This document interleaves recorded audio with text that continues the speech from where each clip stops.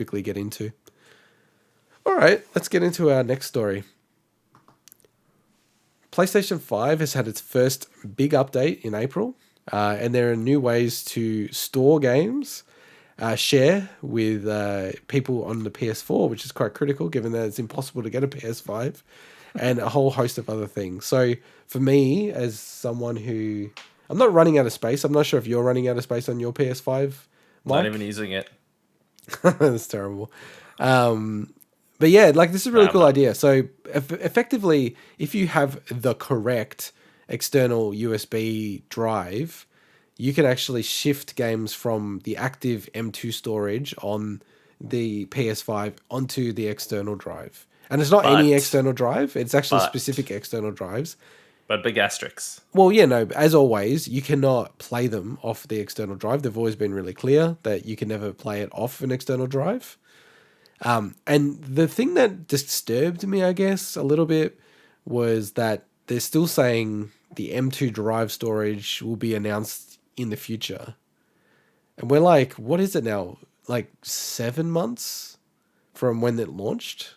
No, about 6 maybe, 5 to 6 months since we launched. And we still don't know when you're able to install a drive into that M2 slot that's inside of the PlayStation 5. Look, I get where different people would come from and different use cases. And I know some people just want to install a whole bunch of stuff for whenever randomly they might want to pick it up and play it. And, you know, the PlayStation 5 doesn't even have... It's not even like a full terabyte. I think you're only left with like, what is it, 700 something? Or yeah, but afterwards you're only left with 700 something after the system... Yeah. System and everything else. So I think. It's not a lot. And if I'm not mistaken, a game like, and sorry, Swinny, a game like the Ultimate Edition of Miles Morales is like 170 gigs or something from memory. Well, I think that's a weird one because they have like it is a weird one. Spider-Man and then the full Miles Morales. Yeah. But it's still, you know, I think Call of Duty is the one though, because like that's a huge game. Of course, like, that was a huge one. Like both in terms of like sales, popularity, and then just the size. It's farcical. That's what I was going to say. It's because it's those kind of games that people often struggle with this because they want them installed on the off chance that someone says, "Oh, do you want to play that tonight?" Yeah, jump on. You know, yeah. So you're really left with what, like only 2/3 of your total storage if you have a game like that. So I can kind of see why people would want that. I can also see why you can't use the cold storage because, you know, speed wise, you're not going to get the same capability that an M.2 drive internally does. Yeah. So I kind of get why they won't let you do that. So it's kind of like that. It's bridging that gap where you don't have to re-download everything. And, you know, there's a lot of people who don't have fast internet connections, and you might sit there for like a whole day downloading a freaking game. Whereas now you download it, back it up on your cold storage via the USB drive, and if you want to play it again, it's a hell of a lot quicker than downloading the whole game again. Yeah. So it's not perfect. It's not the perfect ideal solution, but I think it's still a pretty good step in ticking a bunch of boxes off for people. Yeah, it's just like, you know, let's be real, the Xbox just dominates the PlayStation in this space. Because they already have the expandable. And it's just so much easier. You just plug it straight in the back. Yeah. And they've already shown that they don't have any heating issue with it. Yeah, but if you look at the price of it versus even the M2 drives of those specs, it's not like it's not super bad. It's not egregious. There's a premium on it, but it's not super bad. And you have to also say, for the convenience of it just being able to plug straight in the back, it's actually plug and play as well. That's the amazing thing. If you had two of them, you can actually pull it out and put another one in when the console's on. And switch it out. I didn't know. So, like, and they've also said that they're going to allow other manufacturers to make those expansion cards. So, I think for sure the Xbox One is far superior to the PlayStation ones, because the other one, everyone's really worried, and people do speculate that this is a reason why they haven't got announcements yet, is because the way that the heatsink and the fan is structured in the PlayStation 5, the spot where the M2 drive goes, it's so hot already. Yeah, like you normally. That before, yeah, and they get very hot already. Yeah, they get insane. Like they get well over 100 degrees. Super hot on PCs and stuff like my current PC. It needs to have a heatsink in order to actually be properly efficient. So I don't know. I wonder if there's something weird that's happening there where they've actually tried it, and you know, it only takes like 1 in 100 to fail for it to have a it's huge enough, problem, yeah.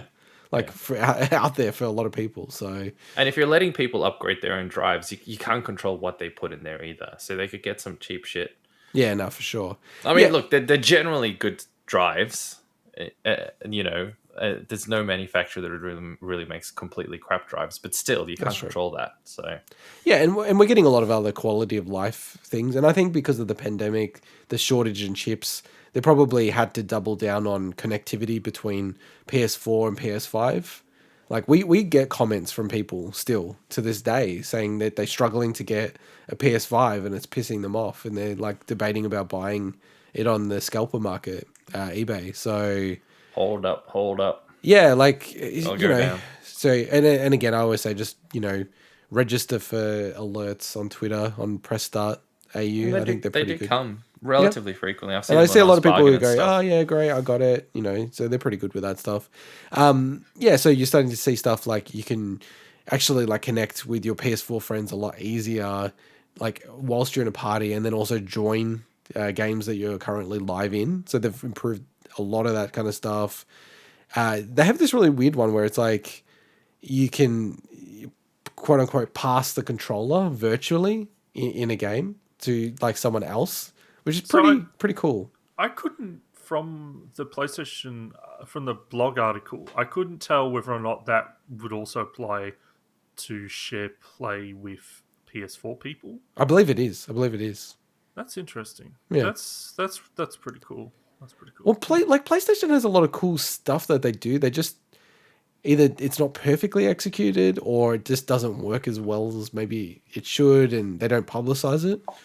Like even the thing I really liked was the standalone PS Vita that they released, like without a display, but they never really spoke about it at all, and they barely made many of them at all. And now they're worth like 4 times the amount of the retail price that they were sold for. There's a whole host of other changes when you'd like that they've changed the way that the trophies are displayed and the stats around trophies and all those kind of things. That was even confusing, when I was saying that I was getting through Astro and trying to get 100% on that and get the trophy. I was like really like actually hard to navigate through just to see my percentage and where I was at.